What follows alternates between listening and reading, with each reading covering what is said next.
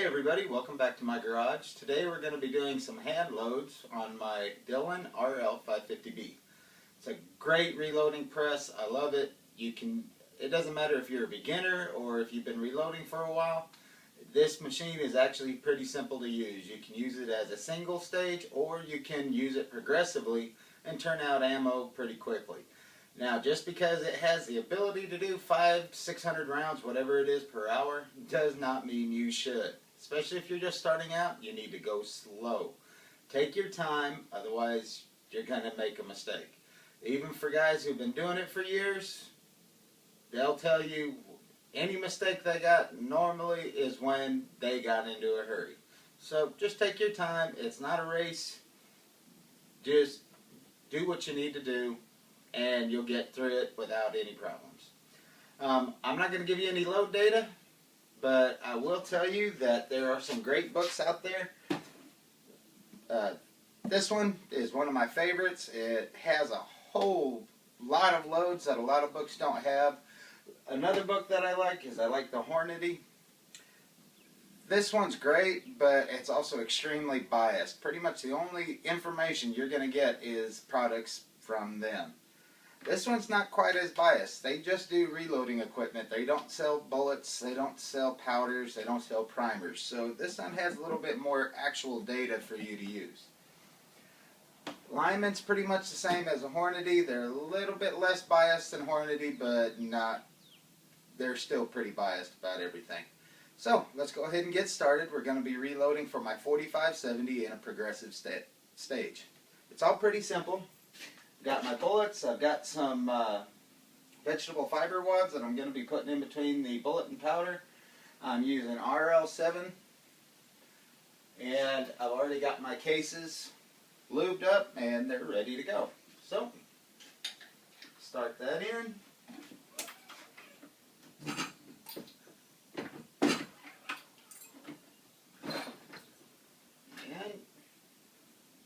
We're nice and we're primed. That shell's ready to go. Okay. Go to the next stage. Put another shell in.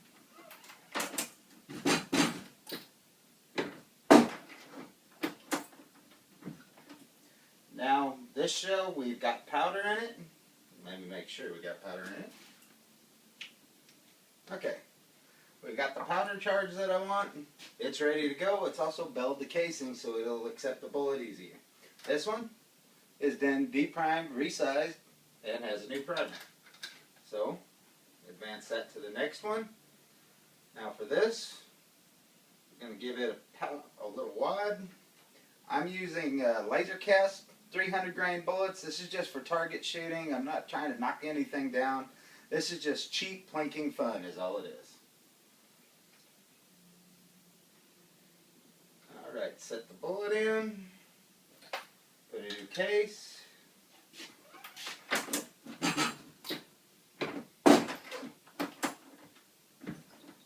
Alright, now my bullet is seated.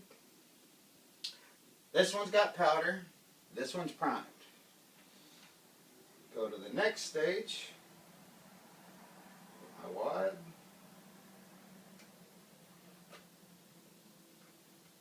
Bullet and a case.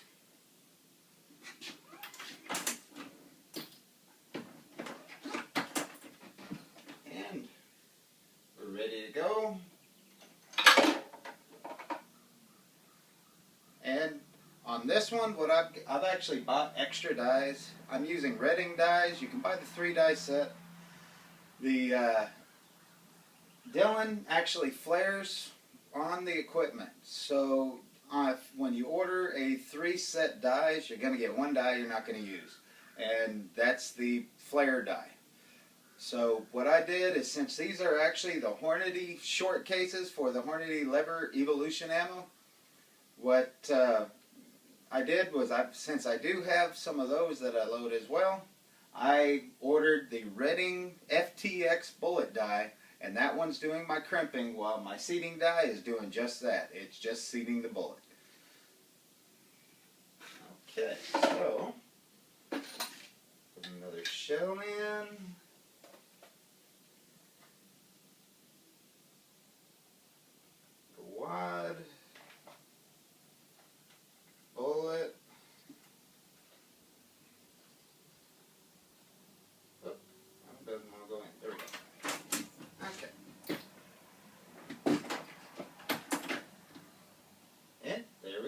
can see, I mean, I'm not getting in any big hurry, but of course I'm also showing you guys how I'm doing this. And the biggest thing is just don't get into a hurry. It's much better that way. I'm going to go ahead and cut to another angle so you guys can see what I'm doing better. Okay, as you can see, I haven't moved the press.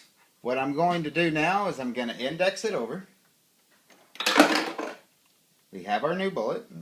Now here you want to take your wad, sit it right there in the mouth, take your bullet, set that in, take a new case, put that in, and you're ready to go.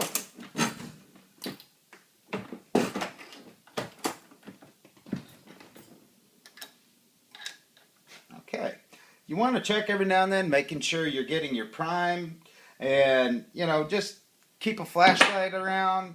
Eventually I'm going to add lights up here so it makes it a little bit easier to see. Just make sure you're getting the charge.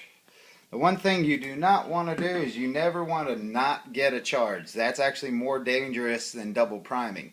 On this load, for this round anyways.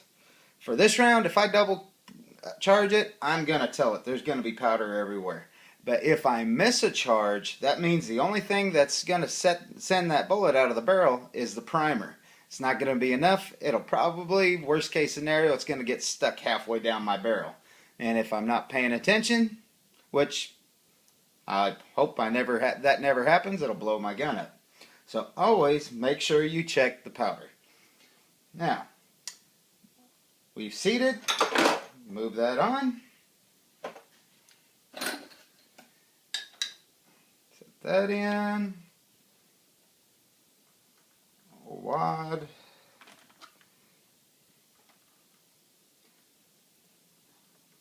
bullet,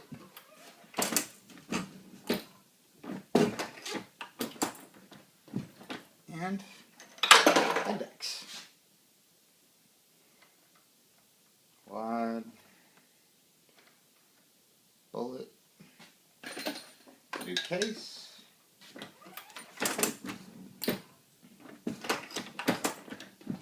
Index. The wonderful thing, especially with the 4570 on this bullet, reloading it, is you can pretty much tailor your ammunition to not only your gun, but to you as well. Some people don't like the excessive force that a 4570 kicks with. It doesn't bother me so much, but I have friends of it that does. So if I ever know I'm going to go out shooting with them, I'll take and make a reduced load. That way it doesn't really hurt them so much and they can enjoy it as well.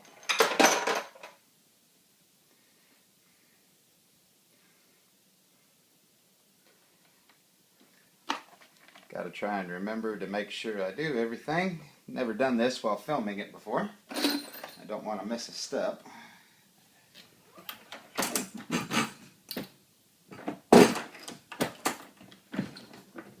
Okay, now here's another angle, just kind of give you guys a little bit better idea. Alright, we're primed, okay, ready to advance. Outer wad, bullet, shell. Whoop, I don't think I got that one all the way in there. There we go. Go up.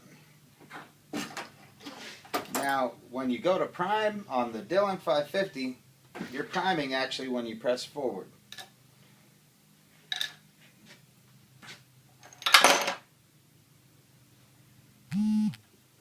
But as you can see, especially if you're not trying to film yourself,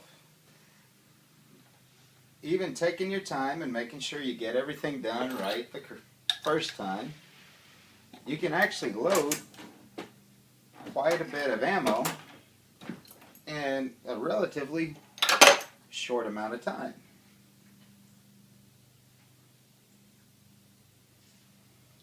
Now, if I want to do this progressively and if I want to treat it like a single stage, then what I would do is I would have my calipers out here, I probably wouldn't be using the powder measure.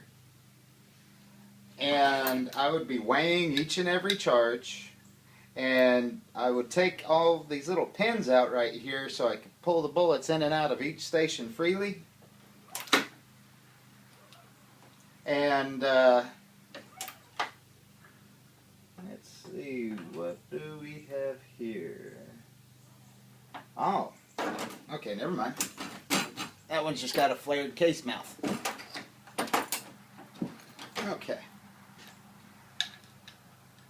But anyways, that's a good deal. Is if something doesn't feel right, don't force it. Find out what's going on first. Oh, geez, you know what? I forgot something. I forgot to seat a bullet. Okay, awesome. This is what's great about the 550B is we don't want to really lose our place and everything. So what I'm going to do is I'm going to come over here and I'm going to pull this pin out of this charging station. Oh, there we go.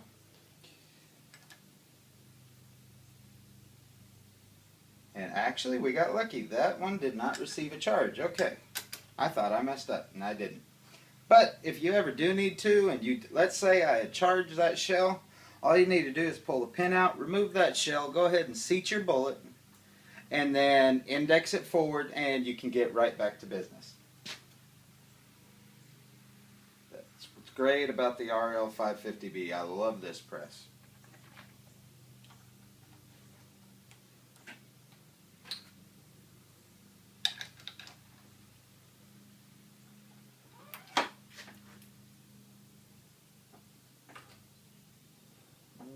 Okay. There we go.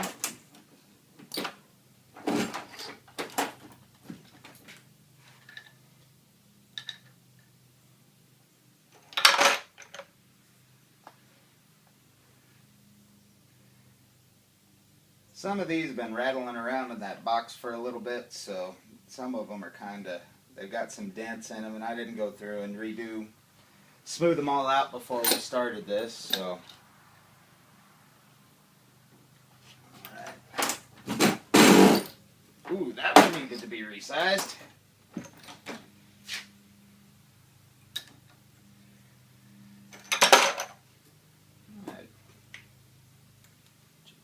Powder's good. But yeah, I mean, anytime you need to do anything special with ammo, let's say you're like me, you've got a couple of buddies that you want to take out, but they've seen you shoot your 45-70, and just the recoil alone has kind of got them nervous. All you need to do is just reduce the load.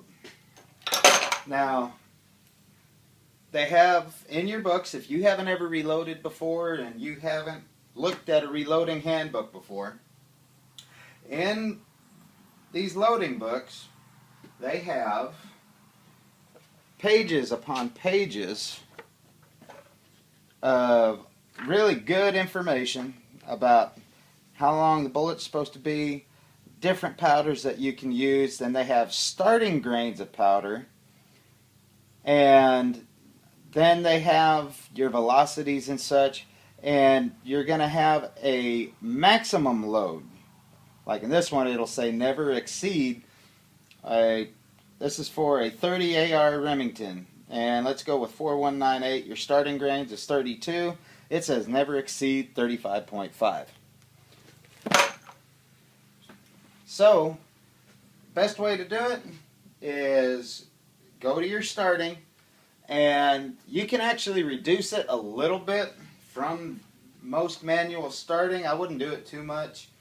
I mean, if it says starting is 50 grains, then take it to 48 or whatever. Just use your own judgment on it, but ask around, ask questions.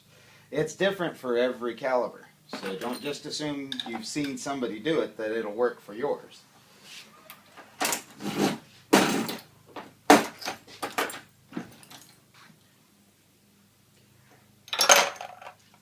Another thing I'll say is when you go to get a bench for this, you're going to want a good, solid, sturdy bench. I built this one, and I wanted it to make it so it'd never move, and I wanted some room on it because it's not just my reloading bench, it's also my work bench. I clean all my guns out here, so basically you want to give yourself some room. You want everything to be sturdy because you're going to be throwing this thing around a little bit.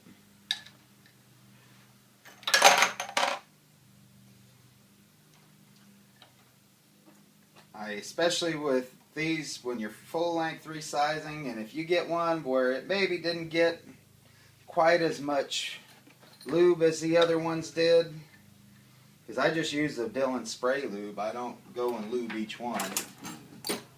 It's probably better if I did, but I'm a little lazy that way, I guess. But if one doesn't get coated, then it might not want to come out of that die quite as easily, so you might have to put a little extra effort into it. And so that's why you don't want to use just like a little folding table, is you will fold the table right up along with all your reloading equipment with it. And that's reloading the 4570 progressively. I hope you guys enjoyed the video. I'm going to go ahead and finish loading up these rounds, and I'm going to go have fun shooting them. Alright, so y'all have a good one. I'll catch you later.